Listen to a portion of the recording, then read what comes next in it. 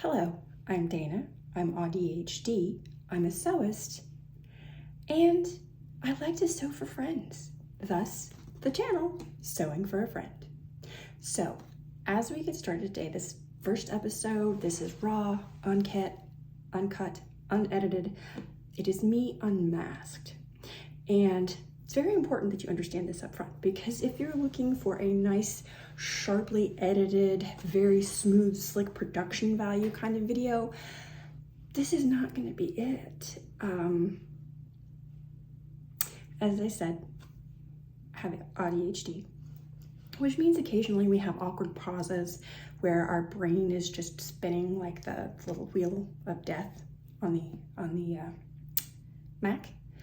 And so when that happens, I'm just gonna stop and I'm gonna hold a position until I remember where I was going. Because usually I've been distracted, not necessarily by something that's in the room with me, but more than likely something else that's going on in my head. Because there's lots of stuff rattling around up there. I'm gonna try not to worry too much about what I look like or what I sound like.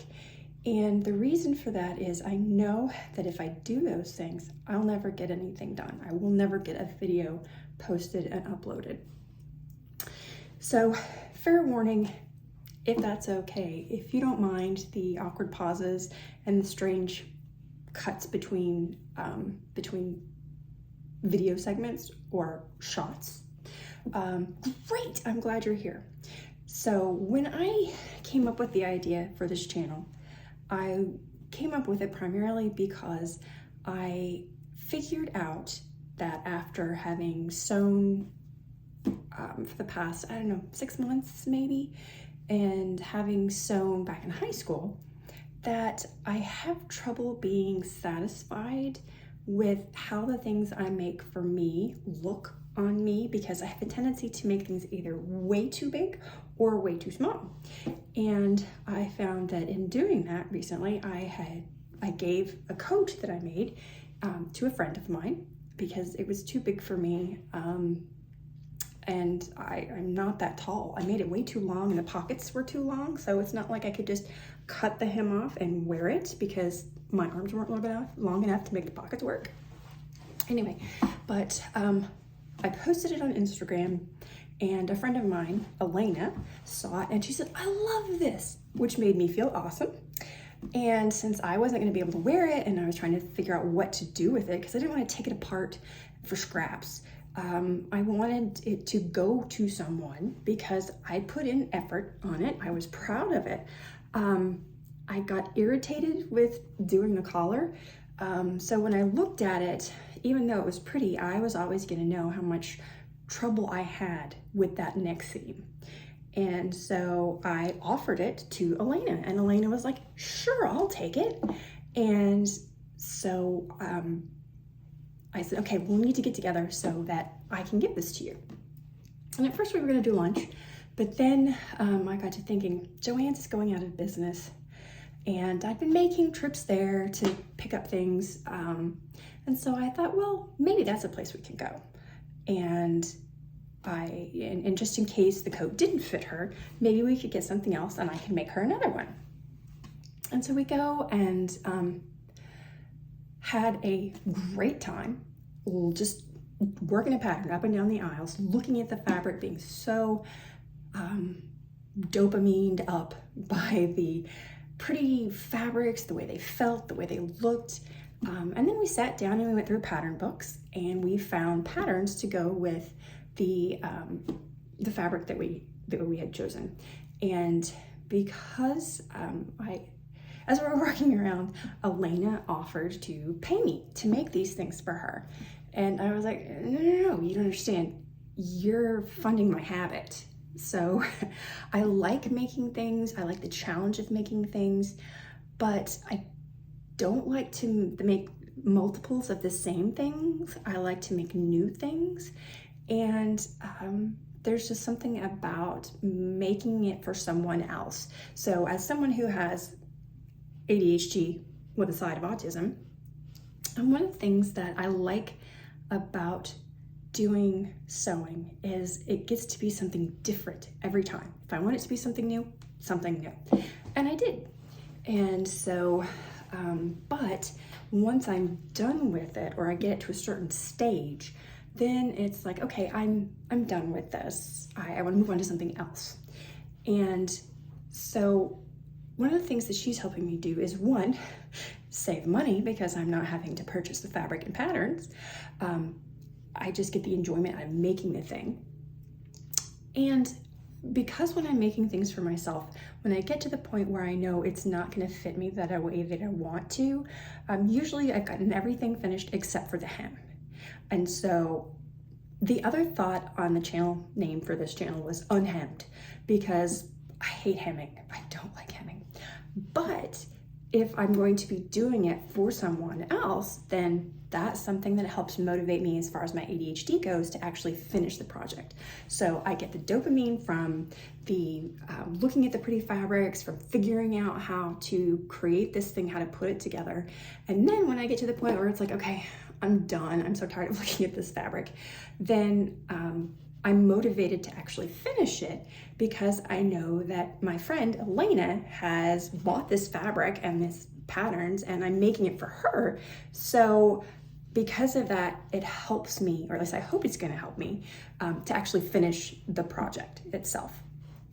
And so the idea sewing for a friend is because even it's kind of like the asking for a friend when you're asking for yourself, really, when it comes to sewing for a friend. Yes, the projects I'm going to be showing on this channel are things that I've made for someone else, but the sewing process is where I get the most enjoyment and the most dopamine. And so even though I'm sewing for someone else, I'm really sewing for me too. And so that's how I got the name. And I am going by the Unmasked Sewist because I want to be able to do this without having to stop and think about editing, because I do have a full-time job that I have plans to keep. I'm not going to move into something else. And so I don't see this, as of this moment, being anything more than an outlet for me, and hopefully for other people if they like to watch this, and especially for the friends that I'm making this stuff for. So my primary audience right now, I'm assuming, is going to be my mom and dad, maybe my brother. I don't know about my nieces and nephews, probably not the nephews, maybe the nieces, and then of course the people that I make things from or for, because I thought, well, you know, instead of me just handing it to them finished, maybe they would like to see it as it was coming together. So that's where I started. Okay, I think that is what I wanted to say, but I'm noticing here that I have stuff written on the whiteboard, and that means that there were some other things that I wanted to talk about that I have forgotten. And one of the things that I really need are lists and things written down. So I have whiteboards in, well, my sewing room, my office at home, my office at work. I love whiteboards. They're awesome. I think part of the reason I wanted to become a teacher or a professor is because I wanted to write on chalkboards, because that's how old I am. We had chalkboards, not whiteboards. But anyway, so what is motivating me to use this as a creative outlet is I'm missing that aspect from my job. And when I say that, it's not that there's no creativity in my job. There's a lot of creativity in my job. I'm a professor, so I teach university classes, and so that allows me the ability to, well, a lot of freedom in what I choose to do and what I choose to study. But when it comes to the day-to-day and the projects, it takes a long time for a project to get from start to finish when I'm talking about my research projects. And so you can have an idea for a research project, and then it may be 3 or 4 years by the time you actually get a publication as a result of that project. And although I love teaching and I love my students and I like taking them on field trips and I like talking to them, there's still, at the end of the day, not a physical, tangible thing that I can look at to say, oh, hey, I did this thing. I accomplished this. And so we're going to have a little mini lecture here on organizational behavior and the Hackman and Oldman job characteristics model. So they have identified look them up, Hackman and Oldman, if you're interested in. And they talk about the 5 characteristics of a job that make it motivating, the job itself motivating. And the first thing up there is skill variety. And skill variety is, in your job, how many different skills do you need in order to be successful at that job? And some people need more skills than others in order for them to find it motivating. And so from that perspective, skill variety, it takes a lot of different skills to be a professor. And so that, check, I've got that motivation in my job. Task identity. This is, to what degree are you creating a whole, or are you contributing to an identifiable portion of whatever the job is? And so my example for this, funny enough, was sewing. And when you are sewing as I am doing, I have high task identity because I am involved in every step of the process. So choosing the pattern, choosing the fabric, deciding how long it's going to take me, or what approach I'm going to do for assembly, what thread I'm going to use, what sewing foot I'm going to use. So there are lots of different things. And when I get done with a project, I can look at it and say, I made that. And that's great. But if you're sewing in a factory, most of the time you're only sewing the same things over and over and over again. And that's low task identity. And so one of the things that's difficult, or my day job lacks, is that task identity. Not that I don't accomplish something and can't look at it and say, hey, I did that. I wrote that paper. But there's just something not quite as satisfying about looking at a stack of paper and knowing that, hey, I wrote the words on that paper, than there is in actually creating something physical, like a dress or a jacket or a skirt. Okay, task significance. This is, how important or meaningful do you think your job is? And so for me, teaching, there's a lot of task significance there for me. It's very high. I want to make a difference in my students' lives. I want to prepare them for the workforce. I want to help them to learn and to see what they can be and what they can do. So for me, that's really big. Now, when it comes to the sewing, the task significance for me in that is going to be in creating something for someone else that they're going to enjoy, that's going to give them happiness and let them know that I care about them. Autonomy. This is a big one. Autonomy is basically where you get to choose what you're doing and how you do it. Off the charts, mostly, in my day job, in that I get to choose my books, I get to choose the lessons that I teach, I get to choose the exercises, what the homework is, what the books are that they read. So very big on that. Also really big in the sewist. I can choose whatever I want. And then feedback. Feedback is it's getting information back to you about your performance. How good are you doing? How well are you doing your job? And there is some of that in my day job. And mostly that comes in the form of annual reviews or in the teaching evaluations at the end of the semester where students give me feedback about my teaching and whether or not they think I'm doing a good job, or they've learned, or they enjoyed the class.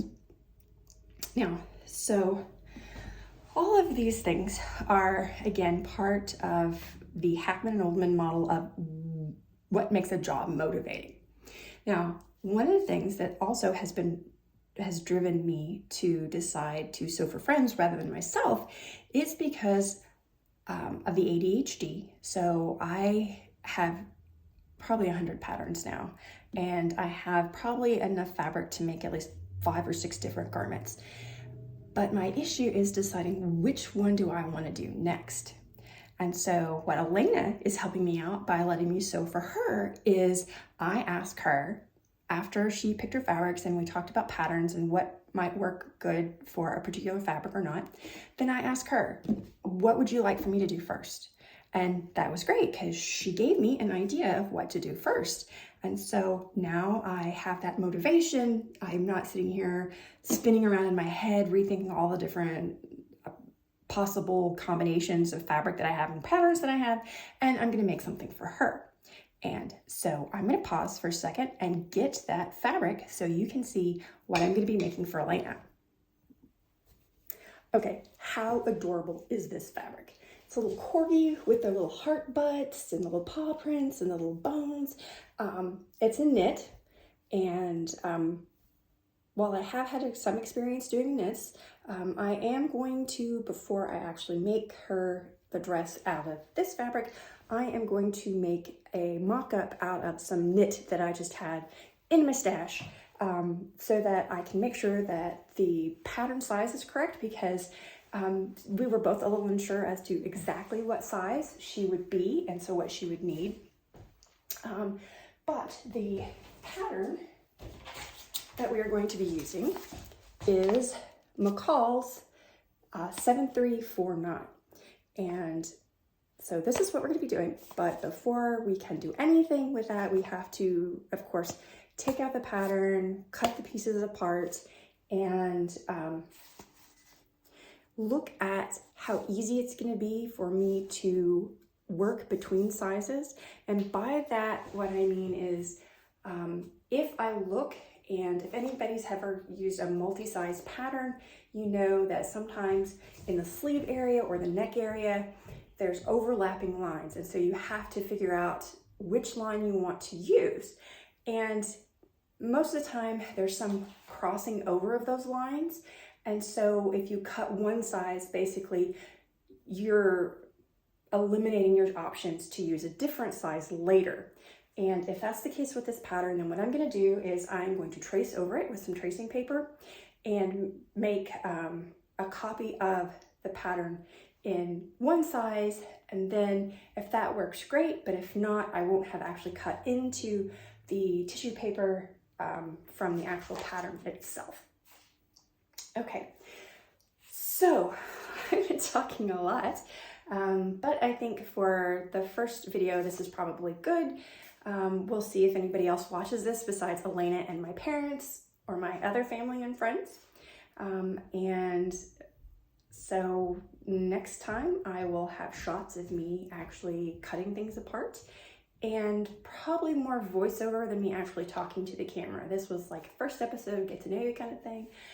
And don't be surprised if future organizational behavior or research type stuff shows up in the video, because it's part of who I am.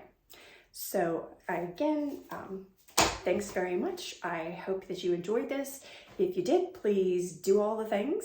I will try not to bleed over into too many of my YouTubers that I watch. So mimesis is something that you might be interested in. And mimesis is our tendency to mimic what the other person is doing in a conversation.